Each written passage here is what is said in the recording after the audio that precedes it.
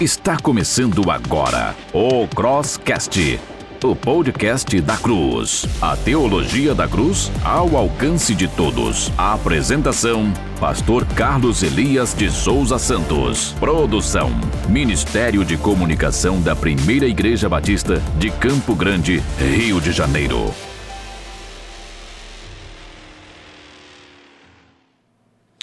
Boa noite, queridos. Sejam bem-vindos a mais um episódio do nosso Crosscast.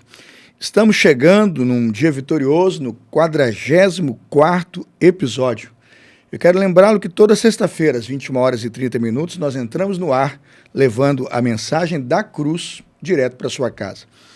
É muito privilégio o meu iniciar um programa, na minha opinião, 43 episódios nós levamos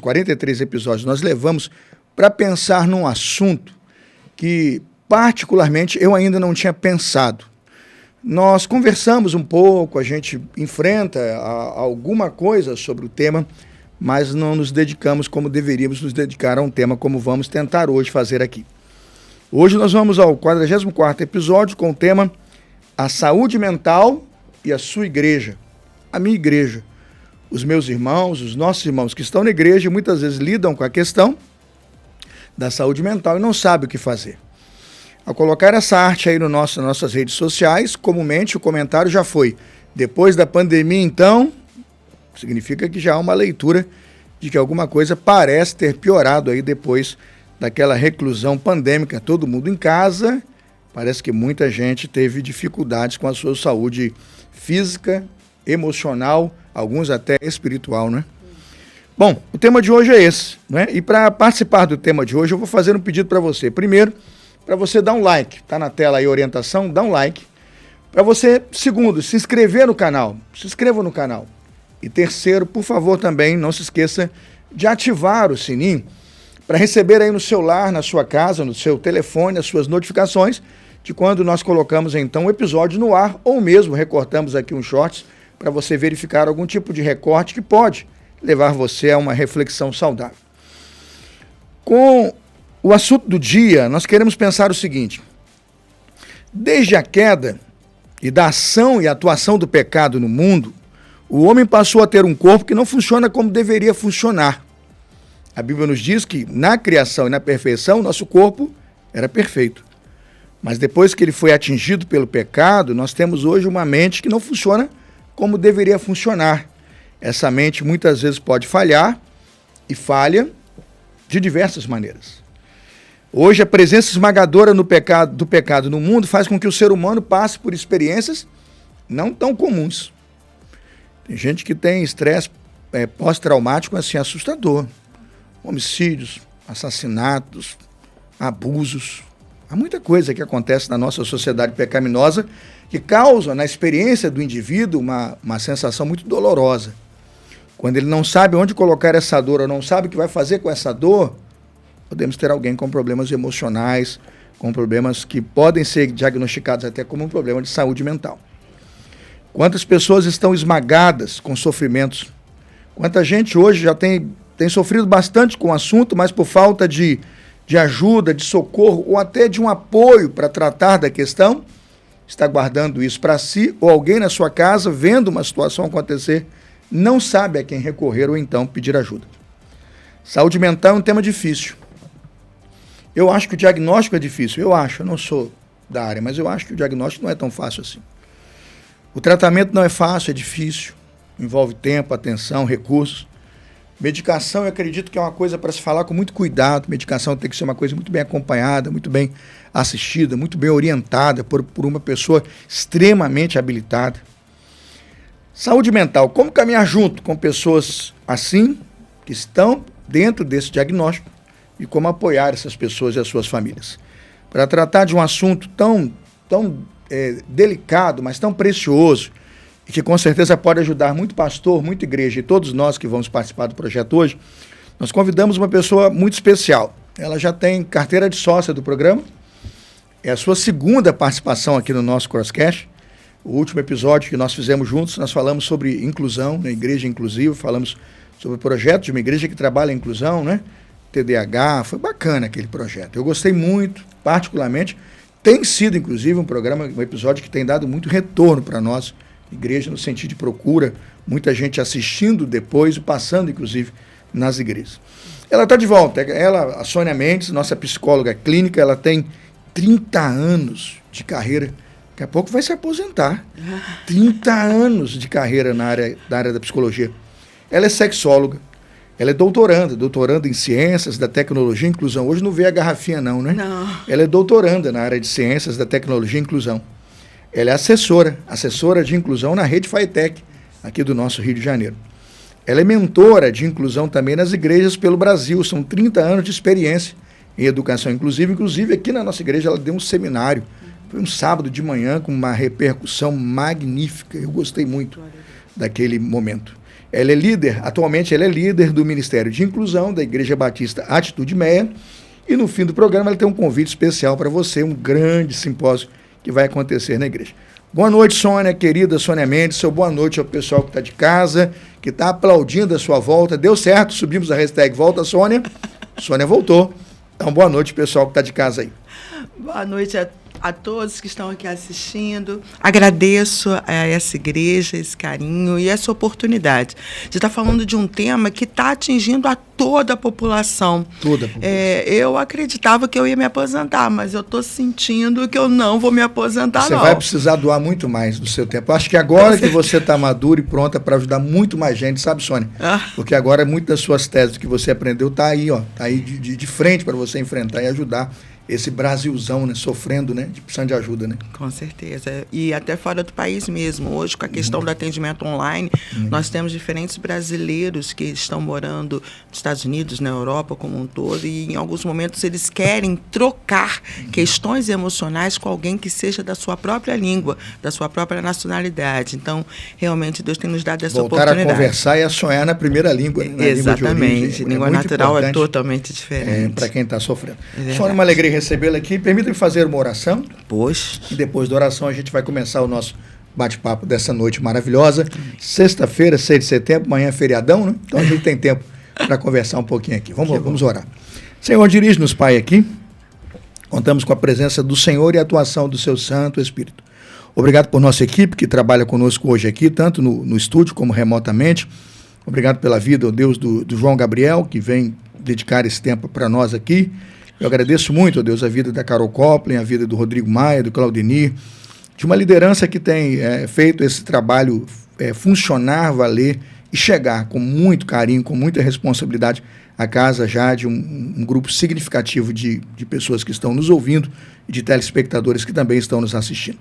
Dá-nos a tua bênção, dá-nos sua direção, que o teu Espírito Santo tenha o controle de nossa pauta e nossa oração, no nome santo de Jesus. Amém. Amém. Vamos lá, vamos para o primeiro bloco do programa. Crosscast, o podcast da Cruz. Sônia, para começar do começo, né, para começar do início, né, a gente fala assim, você vai terminar, tem que começar. Saúde mental. O que exatamente é saúde mental, né? A gente ouve falar, tem literatura, mas tem hora que a gente não sabe o que é. O que é saúde mental? Problema de saúde mental, um transtorno psiquiátrico, o que isso tudo quer dizer? Eu acho importante a gente tratar até na abrangência desse público que está nos assistindo. Quando a gente fala de saúde mental, as pessoas entendem e ligam muito a questão da mente. É como se uma mente estivesse sendo necessária para dar uma atenção maior e promover o que a gente entende que saúde é o bem-estar. É o total bem-estar desse sujeito nas suas interligações com os diferentes ambientes, com as suas propostas. O que eu desejo trazer aqui, uma explicação maior, é que quando a gente fala de saúde mental, a gente fala do campo da mente, a gente parte do campo das emoções, do campo de um funcionamento dessa psique, desse psiquismo humano, mas a gente fala de uma interação direta com esse corpo.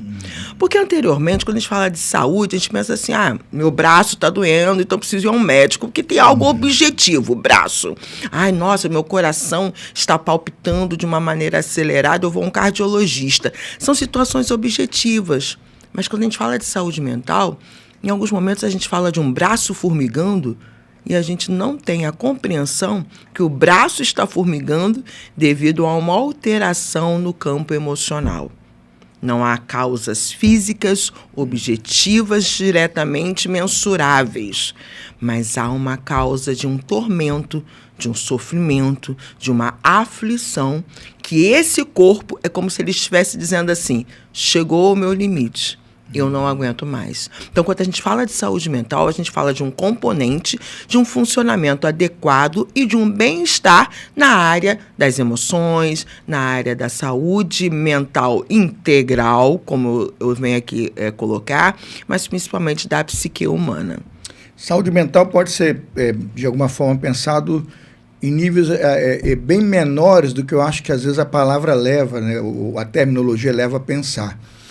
Eu ouço saúde mental e penso logo numa mente doentia, bastante doentia, muito desequilibrada, né, desvirtuada, precisando de atendimento, socorro. E vem aquelas imagens horríveis, né? Chama ambulância, camisa de força. Essa sempre foi o uso da terminologia há muitos anos, era nessa área e praticamente se focava nisso. Mas saúde mental pode tratar hoje, por exemplo, da pessoa que se olha no espelho e não gosta do que vê. Ela se olha no espelho, não está bem resolvida, não gosta do seu corpo, e aquela informação que ela viu no espelho vai tomando sua mente, daqui a pouco ela está ali com uma coisa compulsiva, obsessiva naquilo, e aquilo tira a sua atenção, desliga do trânsito, bate o carro, ou fala mal com uma pessoa, está de mau humor e você nem percebe por quê, mas tem a ver com uma mente objetiva que viu algo no espelho e não gostou.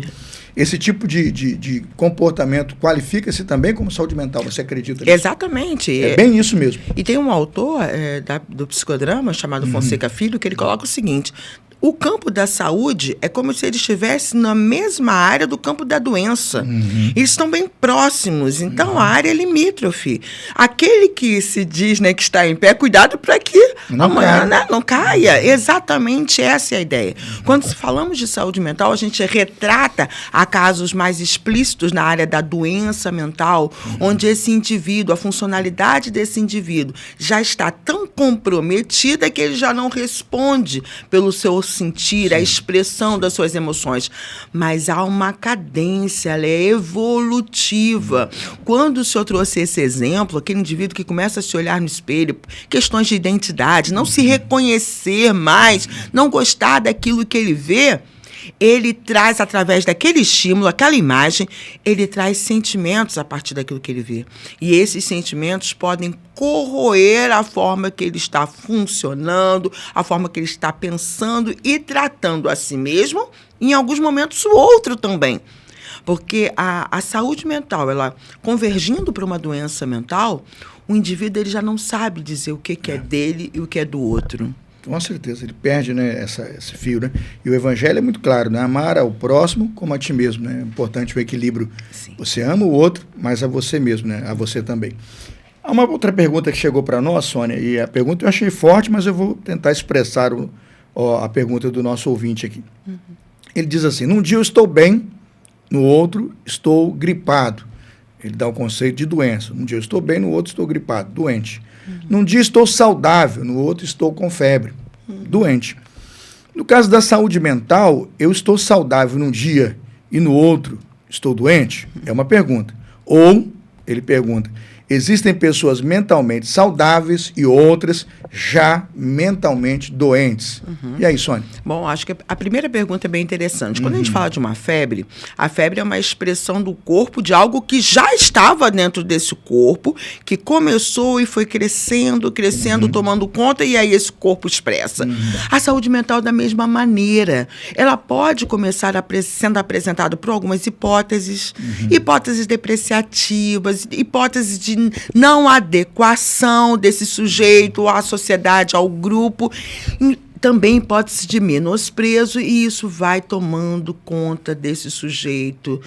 Traumas, perdas, frustrações, obstáculos que ele não consegue passar, esses sentimentos vão tomando conta de forma bem silenciosa, bem sorrateira.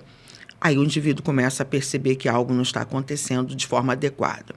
Mas ele pode também fingir que não está acontecendo. E aí a situação vai agravando, como a gente chama dos casos agudos, podem se tornar crônicos.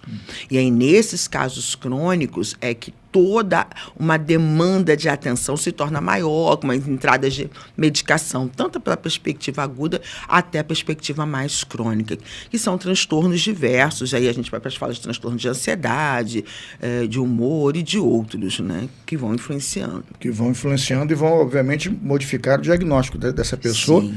Nesse quadro de saúde mental. Existe uma gradação, porque existe pessoas que, pelo menos eu acompanhei alguns casos que me parece nascem bastante doentes, né? Nascem com enfermidades graves, distúrbio de personalidade, e aquilo desde novo e evolui, aquilo não se sabe exatamente aonde começou. A gente acompanha quadros assim, quadros como você colocou, em que a pessoa foi descuidando, não percebeu aquilo, não percebeu ali, num acúmulo de questões. Quando vê, já está num quadro bem eu diria, prejudicado, né? Bem prejudicial à sua saúde. O diagnóstico não é tão simples assim, então, de fato. Para quem está em casa, então, é muito importante lembrar que quando está lidando com esse tipo de situação, é muito importante ter um apoio, né? Procurar pessoas especializadas, gente que possa lhe atender. Primeiro com uma boa conversa para normatizar o que vai ser feito, né? E depois, obviamente, com um trabalho de diagnóstico mais apurado. Vai levar mais tempo aí. Eu acho importante a gente colocar que, assim, quando o indivíduo está sofrendo na área da sua saúde mental, é relevante ele procurar um profissional dessa área, que são os psicólogos, os psiquiatras, para apresentar a sua queixa. Então, nós chamamos de consulta inicial. Nessa consulta inicial, esse profissional ele já tem instrumentos para iniciar o que nós chamamos de uma hipótese diagnóstica.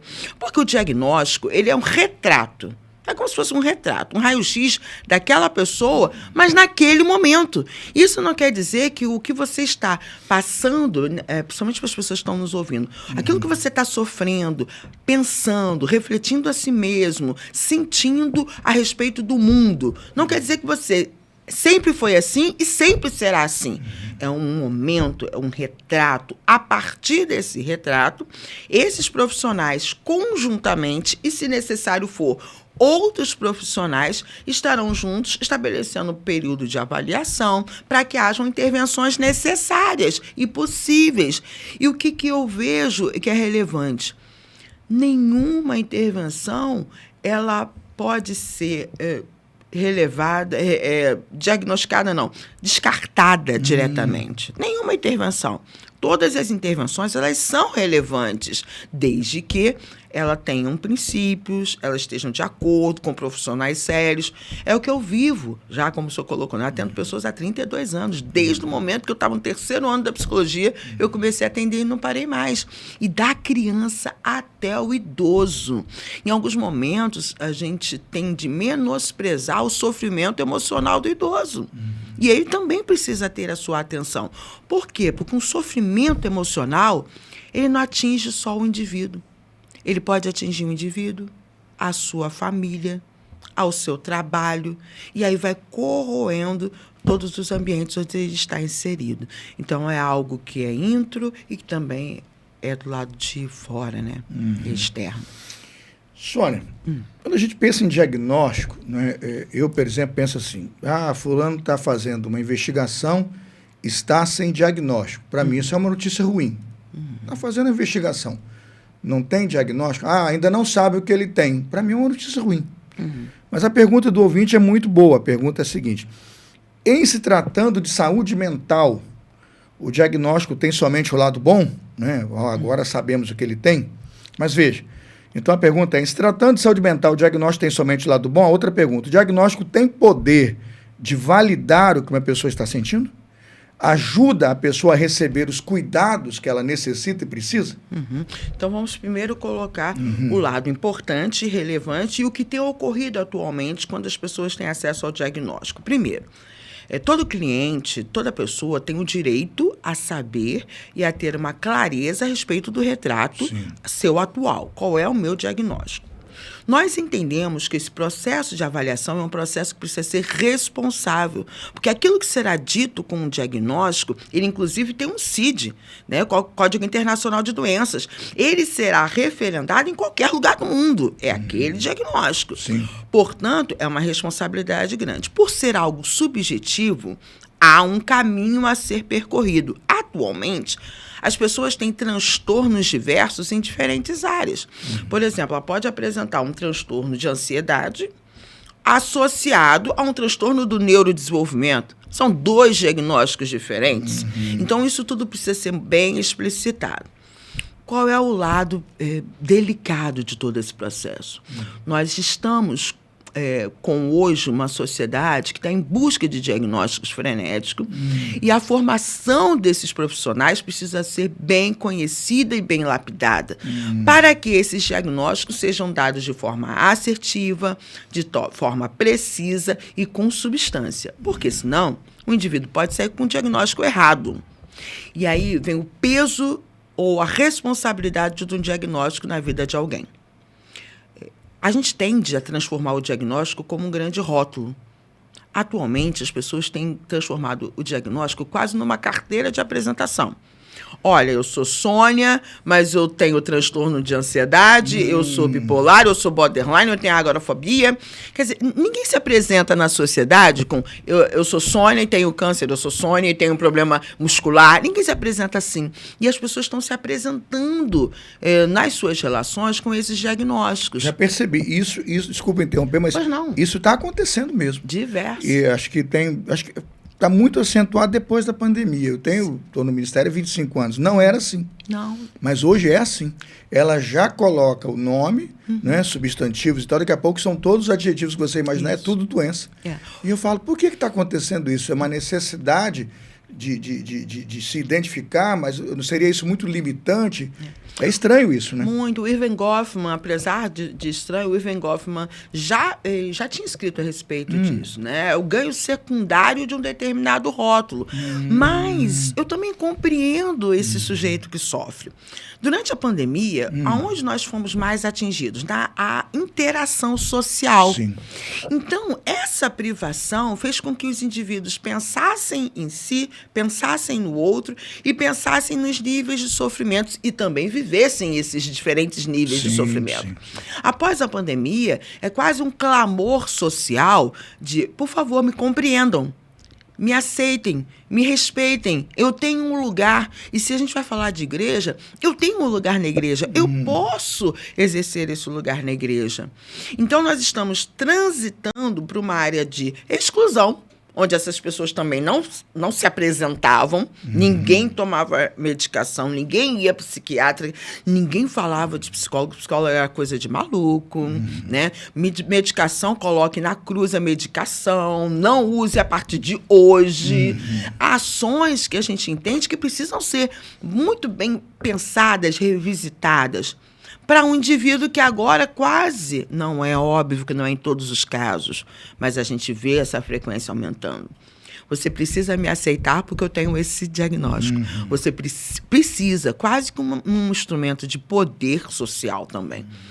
Queridos, nós estamos falando de uma sociedade que sofre, pessoas que sofrem. Sim, a apresentação do diagnóstico ela é importante para que eu te conheça melhor, para que você mesmo se apresente melhor até a mim, para que nós juntos possamos trabalhar melhor no reino, eu possa trabalhar melhor com você e você também possa reconhecer que espaço. Então, o diagnóstico ele pode ser uma grande porta para que haja uma maior interação social, maior apropriação do indivíduo no reino, mas ele também pode ser uma porta de você tem que me aceitar, você tem que me entender, tem que. E na relação social, a gente não tem que, a gente tem o prazer dado por Deus de estarmos juntos. Tem esse lado, né?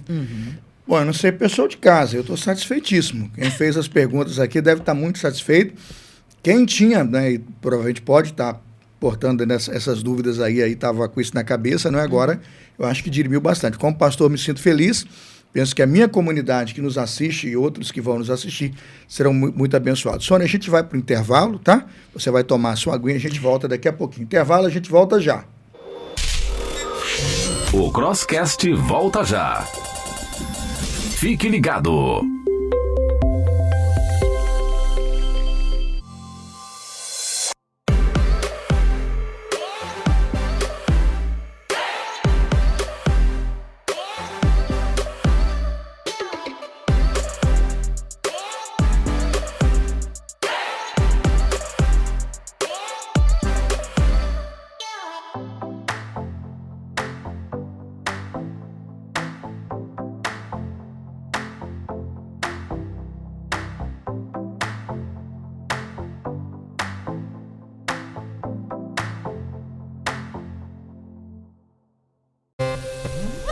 Estamos de volta com Crosscast.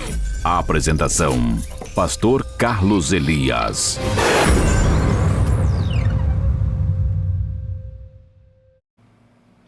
Estamos de volta, né? Tomamos aqui a nossa água, o intervalo foi rapidinho, né? E estamos aqui. Eu queria aproveitar e pedir para você, tá gostando, dá um like. Não tá gostando, dá um dislike e pode escrever para nós. Se você não quer escrever no chat, manda pra gente no direct, diz o motivo pelo qual você não gostou, qual é a sua dúvida, se você está achando que o formato não atende, não é? Muita gente nos programas anteriores me questionou, o apresentador está cortando, entrevistado muito, eu falei, agora eu não vou mais fazer isso, né? Eu estou me redimindo, agora eu vou fazer monólogos com Carlos Elias, né? Para atender o nosso pessoal de casa, mas faz parte do processo, estamos expostos aqui, procurando, né? Servir você e ajudá-lo. Coloque suas opiniões, nós vamos julgar e vamos também tirar novas ideias, novos formatos e procurar atender bastante da sua expectativa. O que seria de nós se produzirmos alguma coisa que não ajude nada, nem ninguém, que não alcance você e nem a sua família. Sônia, voltamos com tudo agora para o segundo bloco. Vamos lá. Segundo bloco. Crosscast, o podcast da Cruz.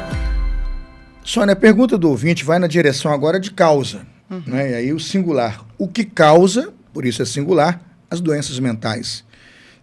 Se é uma causa só, né? Talvez várias. Acidentes podem causar doenças mentais, presenciar um assassinato, um evento traumático, pode ser ali um ponto de gatilho, né, para isso. A genética, pergunta interessante. Eu estava lendo no livro que a gente vai comentar daqui a pouco, né? Que é alguma coisa disso aí, né? Hormônios, estresse, depressão, culpa. E aí, Sônia, qual é a causa, né? Ou quais fontes principais e causas de doenças mentais? Porque eu vejo que a gente sempre procura a causa, né, de todas as coisas para tentar chegar até essa causa e como se fosse assim, uma pílula para resolver então a causa. Quando a gente Todo fala mundo quer o diagnóstico para encontrar a cura, é um negócio mágico. E né? um remédio, de preferência que eu compre ele na farmácia e em 24 horas já esteja resolvido. Tem que ser uma pílula só. E de preferência, mas não é assim na área da saúde mental. Não é.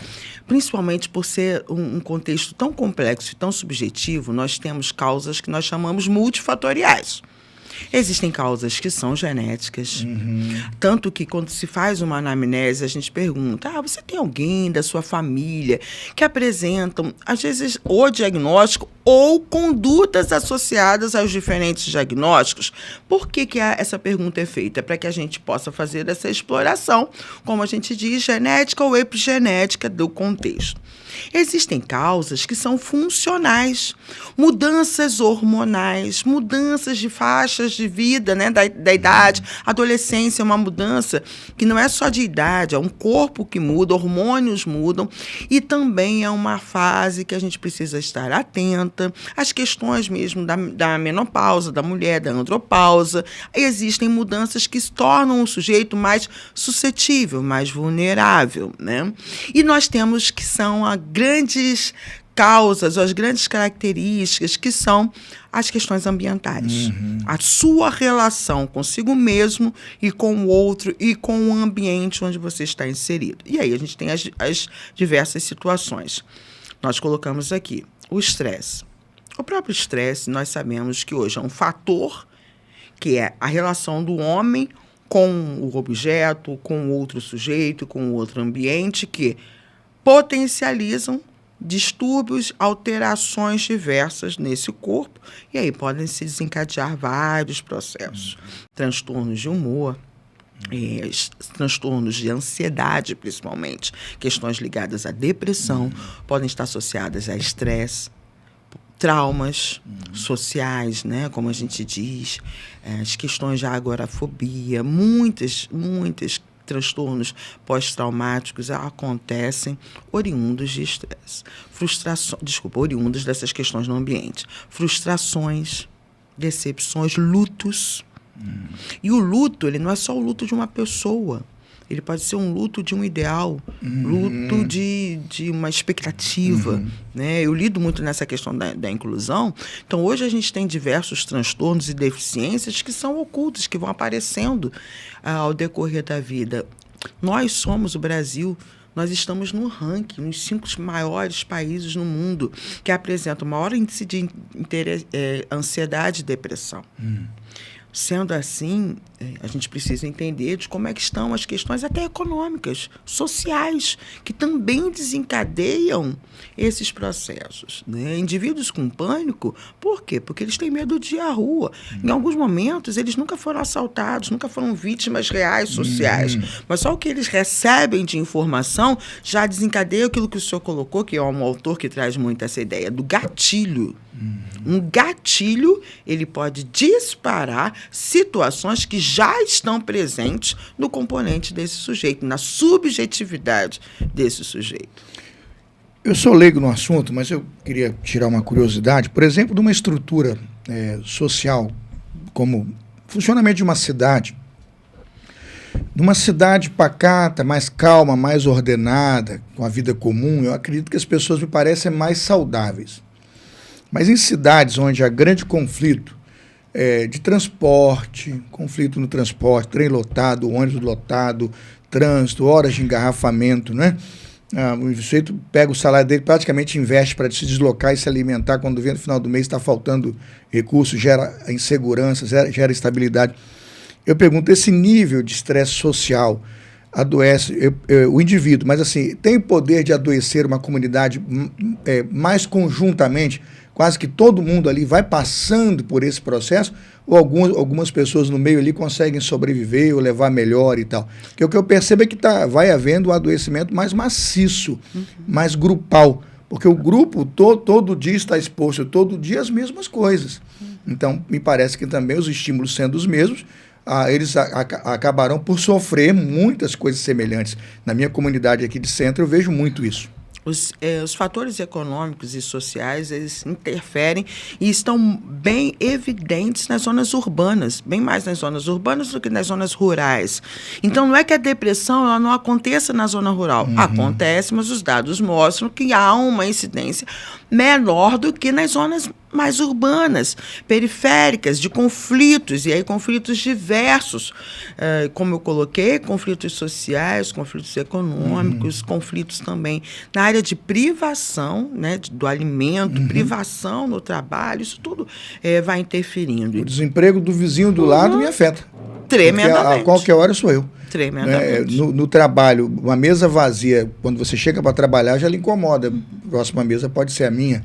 E vão se somando fatores que eu percebo amanhã você tem um grupo bem mais adoecido, bem mais inseguro, e tudo isso vai se degradando, né, em níveis assim, mais complexos. Eu tenho percebido, vai aumentando as taxas de suicídio, né? É assim mesmo, você tem visto isso. E o que também vem associando os fatores sociais aos fatores econômicos, a exposição ao número de informações que temos recebido pela internet, a questão do uso das tecnologias de forma abusiva e imprópria. Sim. Eu acho que é sempre importante colocar, porque não é o uso da tecnologia, ponto.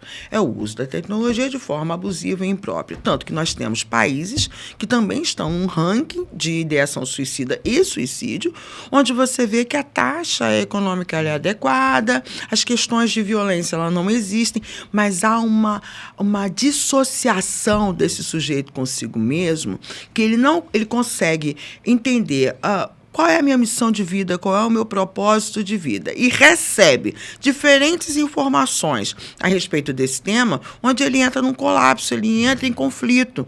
Então, nós estamos vivendo, e aonde o fator pandemia, ele entra nessa variável social, ela entra de forma esmagadora, pois nós ficamos submetidos a um número de informações muito maior que até a própria capacidade cerebral desse sujeito. Então, só aí já há um nível de tensão. Todo estresse é resultado de uma tensão, né? E essa tensão, onde eu preciso ter mais conhecimento, eu preciso ter mais finanças, eu preciso ter mais condições de educar o meu filho, eu preciso criar mais. Nós estamos hoje numa sociedade adoecida pelo eu tenho que mais. Ou eu estou aqui em casa, minha loja está fechada, meu patrão, amanhã eu vou chegar lá, não vou ter mais meu emprego. O que, em hipótese, pode ser verdade, né?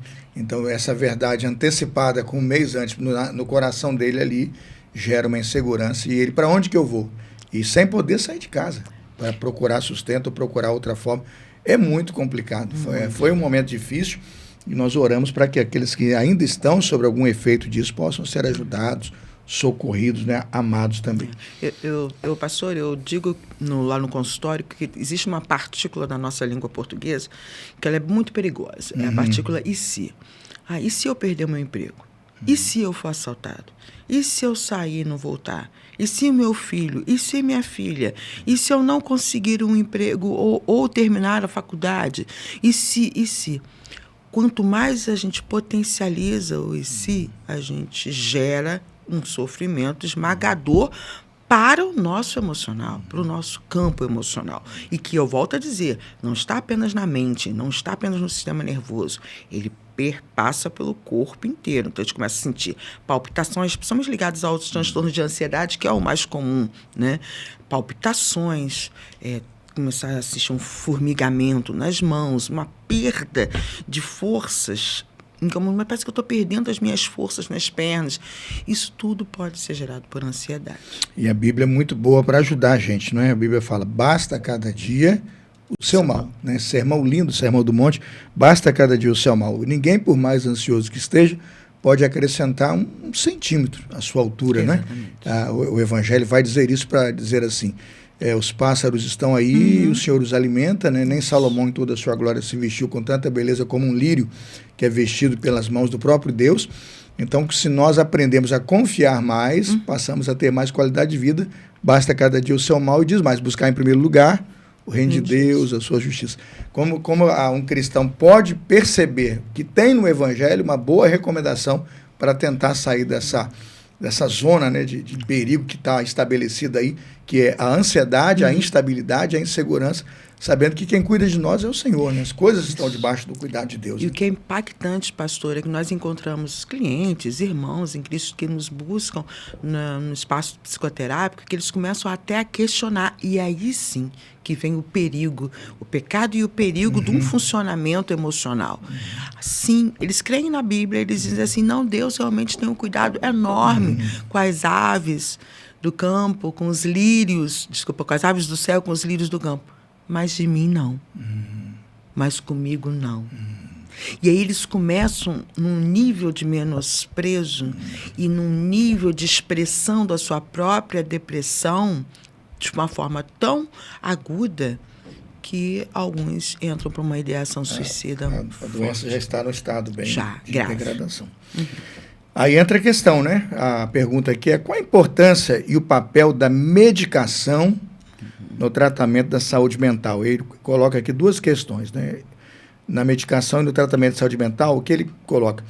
A importância e a seriedade de se escolher e procurar um especialista, e depois que tipo de princípio devemos observar para usar o medicamento. Quer dizer, tem que ter muito cuidado. A palavra aqui seria automedicação, nunca, não é? Parece que é isso aqui, né? Qual é a importância, senhora, da medicação no tratamento da saúde mental? Eu vou começar até pelo final. Não, pelo final. Automedicação, nunca. E nós estamos numa sociedade onde as pessoas estão dividindo a sua própria medicação. Não vou dizer algumas, mas os irmãos sabem, as mais comuns, as mais baratas. Não, eu tenho, ainda posso dividir contigo para você dormir melhor essa noite. Pai. E aí vão distribuindo. Então, automedicação, nunca. Mas a medicação, ela é um produto, um recurso que foi pensado, construído exatamente para alcançar e atingir dosagens de hormônios, funcionamentos neuronais significativos. Então, ela é importante, fundamental. Só que ela precisa ser prescrita por um profissional e que não é o psicólogo que prescreve medicação. É um médico, psiquiatra, neurologista em alguns momentos, dependendo da situação, que prescreve e acompanha, porque uma medicação prescrita, ela precisa ser bem acompanhada de forma a entender se aquele miligrama, aquela dosagem, aquele horário é compatível com esse sujeito, porque pode ser compatível com um e não ser compatível com o outro. Então, eu preciso dar essa orientação àqueles que nos assistem. Vocês precisam estar indo a um médico psiquiatra e estar, a partir daí, sendo acompanhados. Porém, eles vão dizer assim, mas a medicação, ela vai te auxiliar a uma regulação corpórea, a uma regulação de funcionamento bioquímico. Mas você precisa alcançar a causa. Você precisa tratar das causas e das consequências daquilo que você está vivendo. Por isso, a relevância de um espaço psicoterápico. E aí eu preciso colocar aqui, pastor, também precisa ser com um profissional que tenha feito psicologia, feito um curso de psicoterapia aprofundado, que você reconheça, porque alguns cursos terapêuticos estão promovendo uma formação em terapias diversas que você vê que aquele profissional não tem elementos e instrumentos para dar conta de situações mais dinâmicas e maiores, integrais daquele sujeito. Imagina você entregar a sua vida, sua vida, tudo que você tem de mais precioso, seu bem mais precioso, a um curioso. Imagina o risco que você está correndo. É como você subir no avião e ter um adolescente pilotando aquilo lá que nunca dirigiu nada além do videogame. Não faz sentido, né, Sônia? Então, muito cuidado, pessoal que está de casa, é importante mesmo que um especialista seja alguém muito bem indicado, muito bem referendado, muito bem qualificado, né? E se você tem dúvidas, corra dele, procure outro, né? Vá ao encontro de quem possa lhe ajudar. É isso. É isso. É isso aí.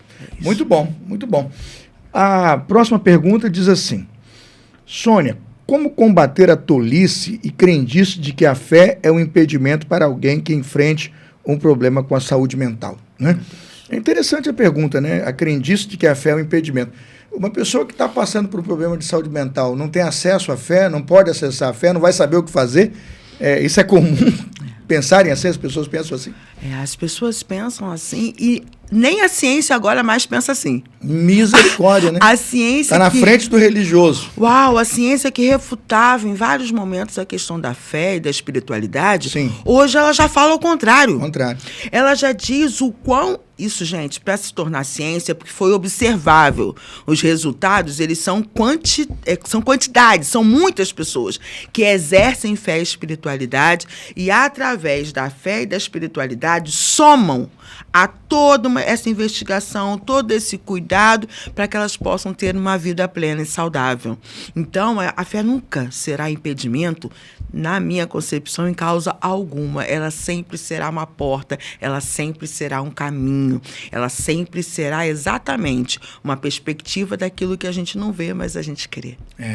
Eu já ouvi uma vez, e aí você vai me ajudar a entender esse pensamento, pessoa com alguma dificuldade bastante acentuada na questão da saúde mental, e o grupo que estava vendo, percebendo a pessoa, eu vivi isto, disse assim: não, pode tirar daí, não vai entender nada que está acontecendo, não está percebendo nada que está acontecendo. Eu pensei, como é que nós vamos avaliar isso? É uma questão, e como aquele espaço é só para aqueles que respondem ao espaço e respondem com a sua expectativa, né?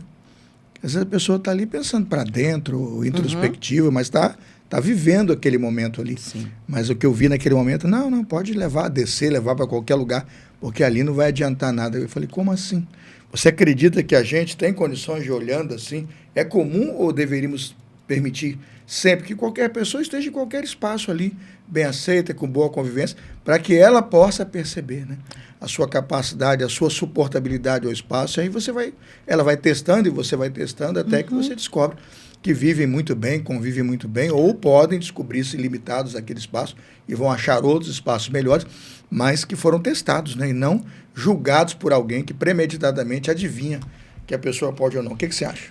Nós temos um grande perigo de subestimar. A gente subestima a mente humana, na verdade, a gente subestima esse outro humano. Ou superestima a minha, né? Ou infelizmente. Superestima. Tem muito a ver, na minha opinião, também tem lado de arrogância, né? Um lado arrogante, né? É um lado até vaidoso, né? O que é pecado. Que é pecado. A arrogância é pecaminosa.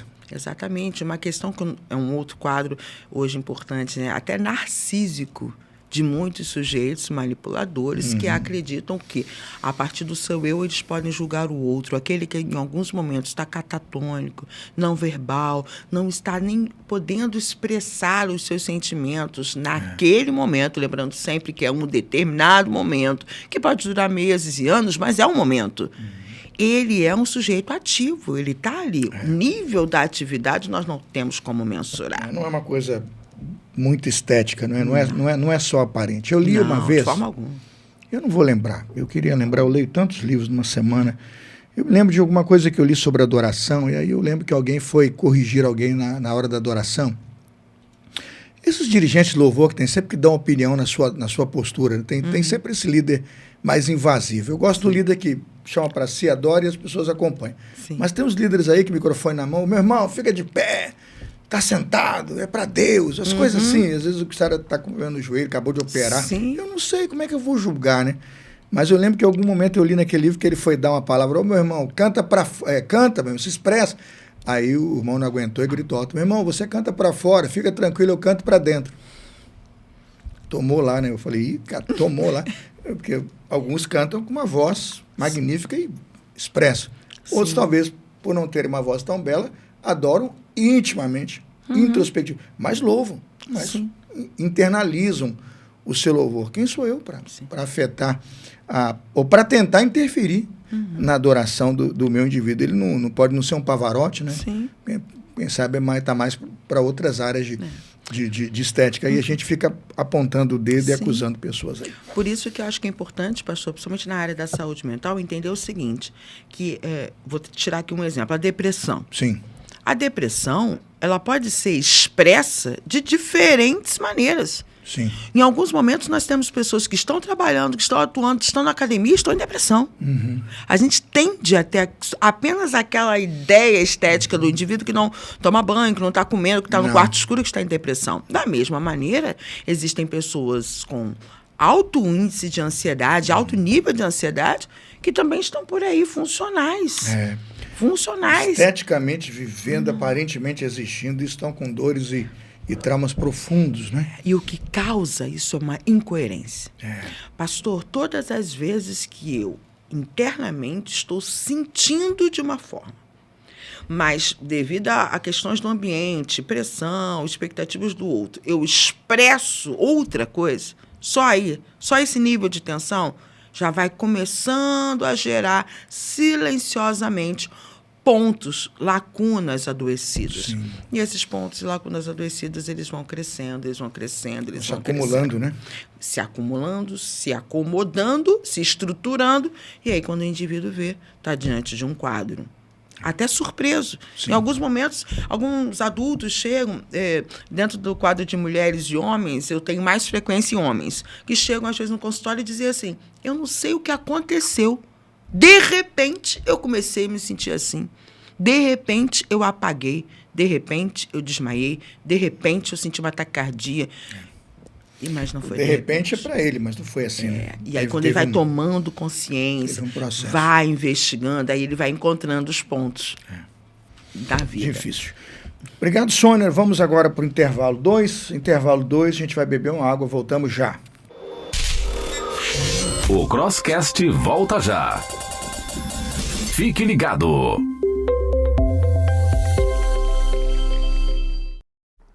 Olá, queridos telespectadores do Crosscast. Aqui quem fala é o David. E hoje eu venho trazer uma novidade para vocês. A Ótica Seropédica, fundada em 2007, carrega uma tradição de uma empresa familiar, que vem se aperfeiçoando ao longo das gerações. Nos orgulhamos de oferecer um produto de excelência e de alta qualidade. Trabalhamos com todas as lentes disponíveis no mercado para atender a sua necessidade. Recentemente, passamos por uma grande reforma para atualizar o nosso consultório oftalmológico. Diga-se de passagem, é um diferencial no nosso setor. Contamos com 2 oftalmologistas altamente qualificadas que atendem aqui semanalmente, garantindo assim um atendimento especializado e personalizado. Nosso compromisso é proporcionar a melhor experiência em saúde ocular, unindo tradição e modernidade para cuidar com excelência da sua visão. Para maiores informações, fale com a gente no nosso WhatsApp e siga a gente no nosso Instagram. Ótica Seropédica, como você gostaria de ver hoje?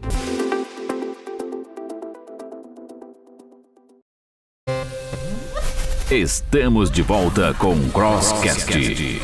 A apresentação: Pastor Carlos Elias.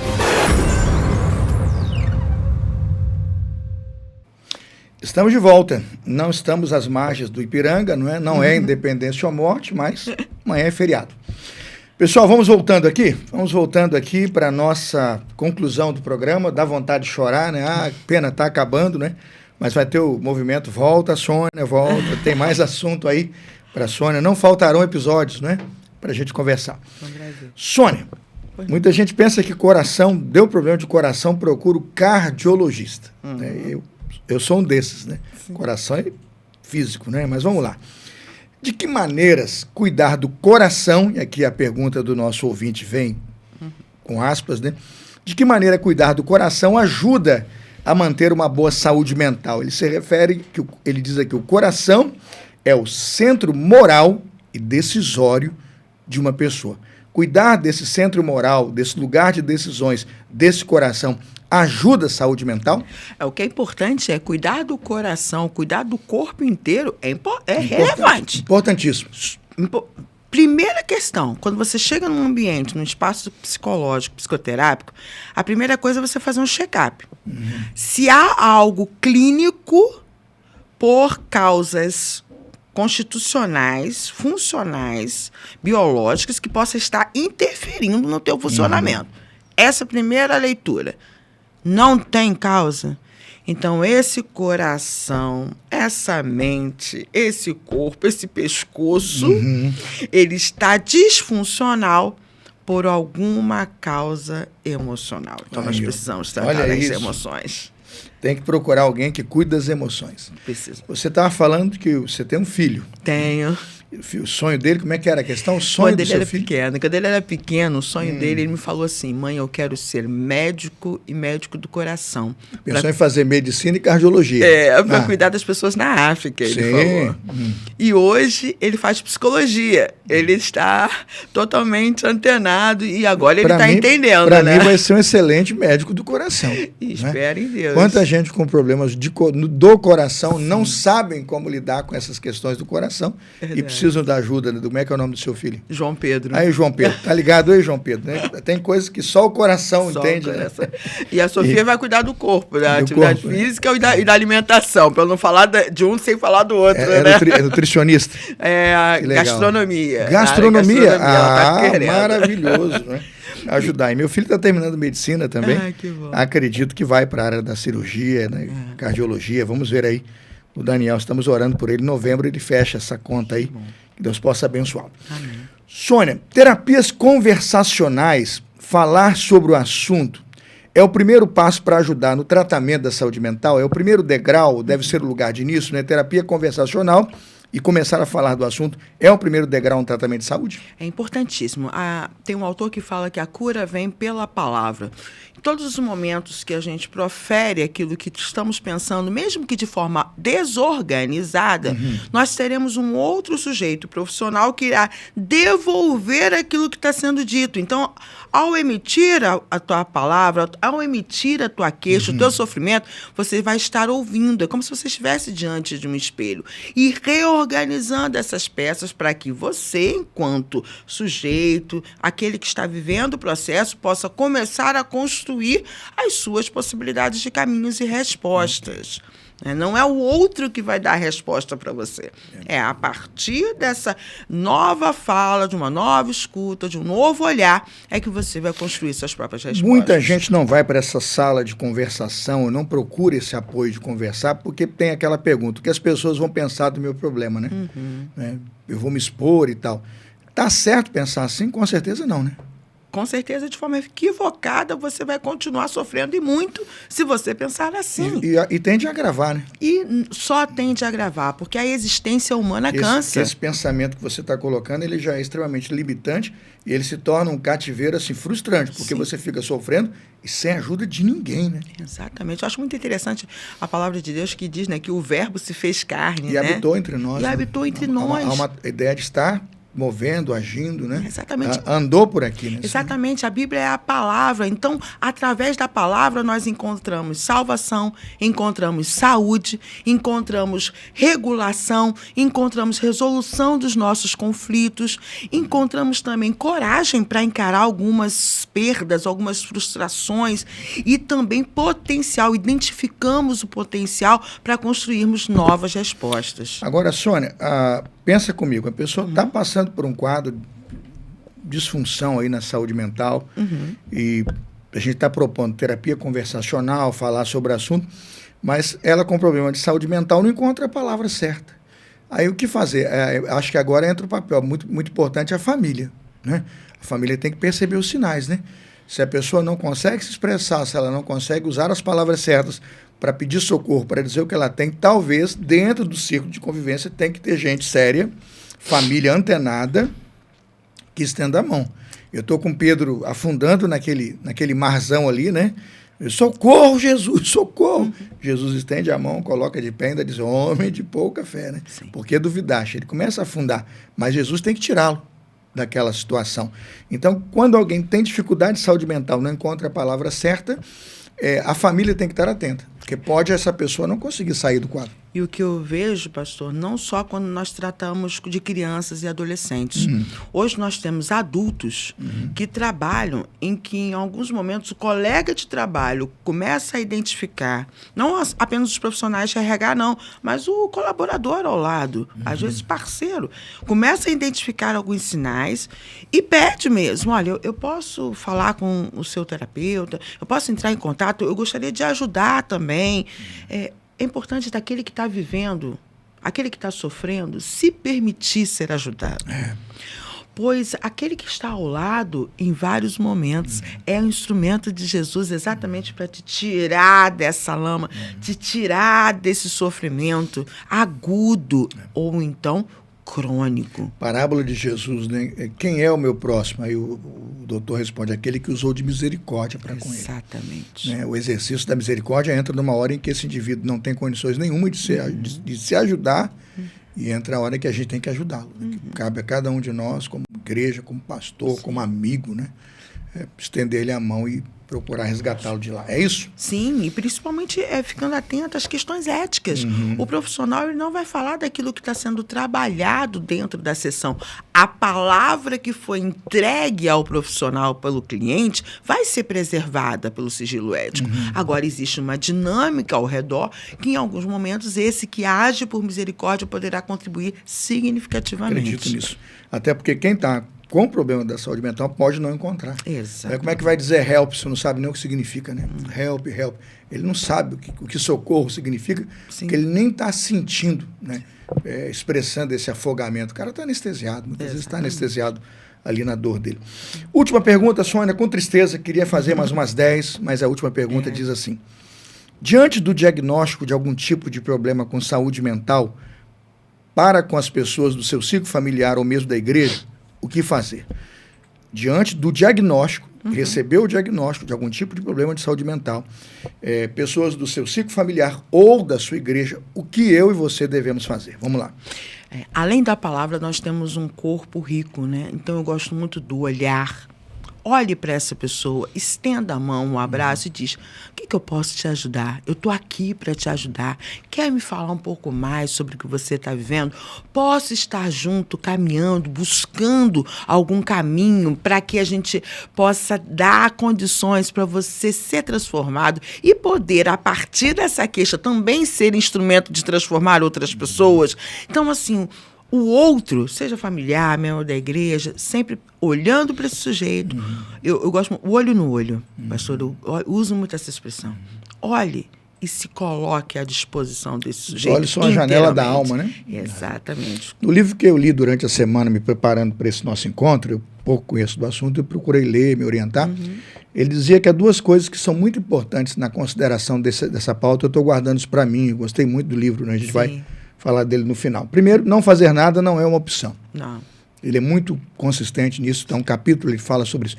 Não fazer nada não é uma opção. Não considere não fazer nada. Isso. Isso só faz com que o outro continue doente e você acaba, de alguma forma, muitas vezes, codependente com ele. Porque você está vendo e você vai adoecendo com a doença dele. Isso. Porque a dor dele se transforma na sua, o sofrimento dele angustia você, e no final são dois ali que estão já se afundando porque você decidiu não fazer nada. Então, a primeira consideração, não fazer nada não é uma opção. A segunda, ele colocou assim, fazer tudo não é uma opção. Sim. Né? Você tem que deixar o outro se fortalecer, deixar o outro caminhar. Há um peso de uma carga que ele tem que levar para lidar com ela, até para ir saindo. É como aquela ideia do casulo da borboleta e tal. Se você corta ali o casulo da borboleta antes dela se formar, ela nasce toda defeituosa, que há um esforço que ela tem que enfrentar ali, que vão produzir resistências, não é? Vitalidades que ela precisará para poder voar. Tem muita gente que faz tudo pelo outro e por falta de esforço o outro não está preparado para sair daquele quadro ali, não. Porque na mesma ideia que quem está ao lado precisa abraçar, acolher e dizer no que eu posso te ajudar nas suas áreas vulneráveis, também precisa ser aquele elemento que devolve para o outro a responsabilidade e diz assim, você tem potencial, você tem pontos que você pode se agarrar e sair dessa para uma melhor.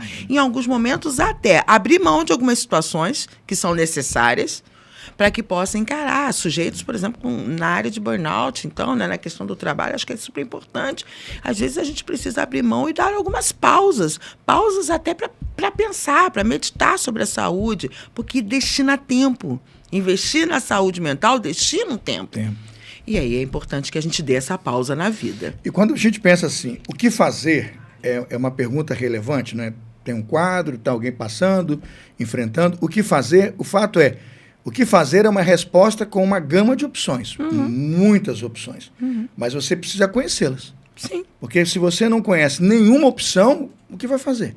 Então, é importante, tem que fazer, não fazer nada não é uma opção, mas quando pensar em fazer, você tem que saber elencar isso, né? Ordenadamente, né? Organicamente, para que você vá tomando ações que sejam benéficas, né? A quem você está procurando ajudar. Enquanto igreja a gente realiza, mas também a gente realiza esse posso ajudar, me fale um pouco e encaminha. Encaminha para profissionais. Sim.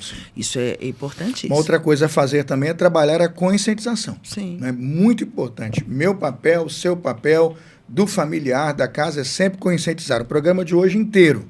Isso é conscientização. Exatamente. Por que eu chamei Sônia? A gente tem um material, a Vida Nova nos dá um apoio aqui. A gente vai criar 1 hora e tanto de programa aqui. Qual é o objetivo? Conscientização. O problema está posto, está na pauta, e a gente precisa ter consciência do problema para criar, né, caminhos e soluções que nos ajudem a construir um relacionamento melhor conosco mesmo, consigo mesmo e com o outro também. E uma palavra muito importante, Sônia, nunca deixar de se relacionar, né? Não, nunca. O cara se apresentou numa coisa, corra dele, né? O cara fala, você não tem condições de pegar esse fardo, de pegar esse peso. Como assim? Se Deus colocou em contato com você, quem sabe você é a única porta que ele tem, né? E quando a gente fala de relacionamento, a gente volta ao poder da fala e também volta o poder da consciência na comunidade. Passamos, historicamente, muito tempo sem falar desse tema nas igrejas e o quão é relevante esse podcast. Eu acho que eu nunca ouvi falar. Eu nunca ouvi. Na igreja, na estrutura, não. Eu creio assim, vou ser bem verdadeiro. Palestras para terceira idade, eu creio que já. Em alguma sala fechada. Há portas fechadas para a família lá, né? Que porventura interessou lá e apareceu aquelas 15 gato pingado, porque tem alguma coisa. E até porque quem não vê não quer se expor. Tem muito disso. A gente está aqui, botando uma pauta, está na rede. Falando para todo mundo. E está na pauta. Temos que pensar, refletir, conhecer, né? Planejar ações e enfrentar. Né? Não fazer nada não é uma possibilidade. Eu posso arriscar está em grande parte das famílias. Eu creio que hoje está. Eu creio que muitas famílias hoje, se não estão enfrentando, já enfrentaram. As que superaram podem voltar a ter. Exato. E a gente hoje mergulhadíssima, afundada. Exatamente. Nesse tema e está sem ajuda. Está sem ajuda, sem conseguir gritar, sem pedir socorro, e eu vou dizer mais, tem gente vendo e não faz nada. Exatamente. Não tenta chegar, se aproximar, estender a mão, ser uma porta amiga, né? E acredita, e acaba sendo uma cúmplice para a manutenção da doença mental. E vai ser essa, daqui a pouco tem outras casas. Sônia, queria muito te agradecer, muito por você ter vindo, eu imagino, né, no 6 de setembro, véspera de feriado, como é que está o trânsito do Rio, né, seu deslocamento para cá. Eu quero muito agradecer, peço a você que leve ao seu marido, aos seus 2 filhos, a minha sincera gratidão, leve à sua igreja. Eu entendo que você, ao investir esse tempo de qualidade, sai ganhando, porque são dezenas, daqui a pouco, quem sabe, né, lá para terça, quarta-feira, são milhares de pessoas que vão passar por essa sala, que vão assistir e vão ser ajudados, vão encontrar apoio ou vão mandar outras questões que a gente amanhã pode com certeza interagir também. Eu queria que você, olhando para aquela câmera lá, desse assim aquela palavra final, né, quem está nos ouvindo, né, falando um pouco do que foi estar aqui, como você vê o problema e dá algumas dicas aí a quem procurar, como fazer. E você tinha um convite, parece que tem um negócio grandioso em outubro, né? Sim. Queria que você falasse sobre isso, depois nós vamos colocar na nossa rede também esse cartaz aí, tá bom? Sim. Sua palavra, pessoal de casa. Primeiro eu quero agradecer essa oportunidade. Eu, como psicóloga, eu estou aqui não apenas para ficar no consultório, mas também para utilizar esse instrumento, porque Deus me deu essa oportunidade de promover saúde a partir do momento que nós estamos falando por ela. Então, se você está em casa e você percebe que a sua saúde mental está comprometida, procure ainda hoje a ajuda de um profissional. Não tenha vergonha. Isso é universal. O que você sofre, muitas pessoas sofrem. E vários profissionais, eu estou à disposição, e outros profissionais, estamos à disposição para ser canal de bênção, sim, na sua vida, mas de resoluções e de construção de novos caminhos. Quero agradecer a Deus, agradecer a minha igreja, e nós estaremos no próximo dia 19 e 20 de outubro, num grande seminário de inclusão lá no Meier. Todo o Rio de Janeiro está convidado, e outros estados também estão convidados para vir. A gente tem uma rede de hotéis já próximas, parceiras, para receber vocês. Estaremos falando de diferentes transtornos, pastor. Falaremos de ansiedade, depressão, autismo, TDAH, TOD, neurociência e música. Okay. Estaremos falando também. Então, você é o nosso convidado. Eu deixo aqui meu Instagram, @Sonia_Mendes_PC. Vocês terão todas as informações lá, bem como no direct também, se precisarem de alguma temática na área de saúde mental ou de um apoio direto sistemático na via terapêutica. Bem, obrigado, Sônia. Está feito aí o contato. Depois eu vou pedir para a nossa equipe da Batista do Meier mandar para a gente a arte. Sim. A gente divulga aí no nosso canal. Quem sabe até na edição a gente consegue colocar também um pouquinho dessa informação. A Atitude Meier vai agradecer. Com certeza. Sônia, a gente só tem a agradecer. O material que nós usamos como fonte de pesquisa e que nós mandamos para os grupos que interagiram conosco e criaram uma agenda mínima de perguntas para a nossa conversa aqui, foi desse livro aqui. Eu queria aproveitar para indicar, eu já até passei para você, depois se você quiser comentar, Saúde Mental e Sua Igreja. Foi esse livro que me deu o start, né? Eu me lembro que quando a gente fez um programa de inclusão, eu falei, Sônia, tem um movimento Volta Sônia. Você pensa o quê? Você disse assim, vamos pensar saúde mental? Isso. E imediatamente recebi o livro. Falei, bateu, era profético. Você falou, o livro chegou e eu falei, que coisa boa quando uma agenda de Deus se fecha. Eu queria indicar para você Saúde Mental e a Sua Igreja. Livraço da editora Vida Nova, é da Ellen Thorne e do Steve Midley, né? Doutor Steve Midley. O livro é muito bom. Eu li o livro todo. Tomei o cuidado de conhecer o material, ler o livro todo, ver como eu posso, como pastor, melhorar a minha abordagem, o meu cuidado, a aplicabilidade, a ajuda a pessoas que estão no quadro do diagnóstico ou precisando do diagnóstico. Está indicado Saúde Mental à Sua Igreja. Sônia já leu um pouquinho, parece que gostou também, né, Sônia? Gostei, uma linguagem simples, mas científica. Isso que é o melhor, porque alcança a todos, mas de uma forma bem aprofundada. Ele pegou o científico e simplificou para a população. Foi muito bom. Aqui, isso aqui é seu presente da Vida Nova para você, que Deus te abençoe. E eu quero aproveitar para encerrar aqui o nosso episódio 44, dizendo para você o seguinte, sexta-feira que vem tem mais. Sexta-feira 13, né? Halloween não. Sexta-feira 13, 21h30, o pessoal vai pensar que tem Halloween aqui. Não. Sexta-feira, 13 de setembro, 21h30, tem programa novo, episódio novo, com o pastor Cláudio Barroso. Pastor Cláudio Barroso é da Primeira Igreja Batista em Belfor Roxo. Ele tem formação pastoral, também formação secular, um pastor, administrador, grande teólogo. E ele vai tratar com você o tema yoga, confissão positiva, regressão, né? Halloween, o que é coisa de cristão e o que não é. O que a Bíblia diz e o que ela não diz.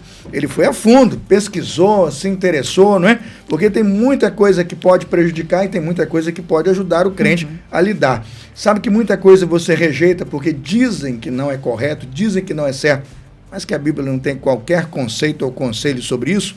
Muito cuidado. Da Bíblia você não tira nada, mas também não pode aumentar nem inventar. Na Bíblia não invente nem tente, está em Apocalipse. Quem sai por esse caminho, meu irmão, é maldição na certa. Cuidado. Pastor Cláudio Barroso, cuidado, vamos pensar. Sexta-feira que vem com você, mande pauta sobre o assunto, mande textos, mande pesquisa. Estaremos preparados para ajudar você a responder essas questões. Yoga, confissão positiva, terapia de regressão, né? Perguntam às mães, criança na escola, Halloween é uma festa para cristão? Vamos responder. Vamos tentar te ajudar a coisas que a Bíblia diz, a coisas que ela não diz. O importante é confiar que ela tem uma boa direção para sua casa, para você e para sua família. Tchau, pessoal. Letrinha subindo, programa terminando até sexta-feira que vem, 3 de setembro. Eu espero você. Tchau, pessoal. Bye.